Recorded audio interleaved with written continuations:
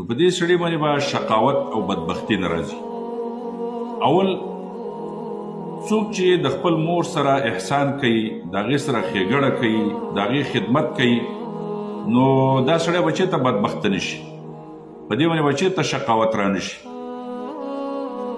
لکه الله رب العزت خپل مبارک کتاب کې د عیسی علیه السلام نه حکایت کوي. هغه وایي چې وبرا بوالدتي ولم يجعلني جبارا شقيا.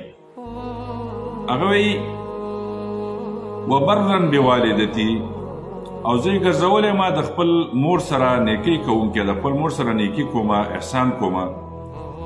ولم يجعلني جبارا شقيا، او زه یې سرکشه او بدبخته نه یم ګرځولی.